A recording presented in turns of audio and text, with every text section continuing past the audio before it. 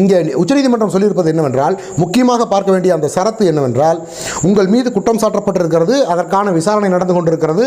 நீங்கள் அமைச்சர் பதவியில் தொடர்ந்தால் இந்த விசாரணையை, அதாவது விசாரணைக்கு உட்படுத்தப்படுகிற அந்த நபர்கள் இருக்கார் இல்லையா, அந்த நபர்களை நீங்கள் மிரட்டக்கூடும் என்று மட்டும் சொல்லவில்லை.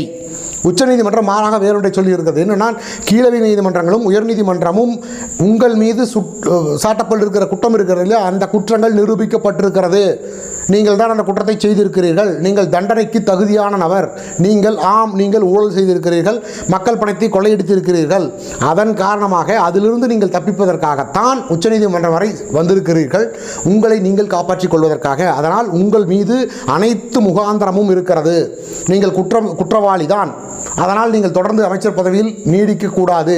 அப்படி நீங்கள் அமைச்சர் பதவியில் நீடித்தால் நாங்கள் மீண்டும் உங்களை கைது செய்து மீண்டும் சிறைப்படுத்துவோம் என்று உச்சநீதிமன்றம் இவரை பார்த்து கேள்வி கேட்கவில்லை, மாறாக உத்தரவிட்டிருக்கிறது. நீங்கள் அமைச்சர் பதவியில் தொடரக்கூடாது, உங்களுடைய காலக்கெடு இதுதான், இந்த நாள் தான் உங்களுடைய காலக்கெடு, அதற்குள் உங்கள் அமைச்சர் பதவியை நீங்களே ராஜினாமா செய்து விடுங்கள், இல்லை என்றால் அதை நாங்கள் செய்ய வேண்டியிருக்கும் என்று உத்தரவிட்டிருக்கிறது.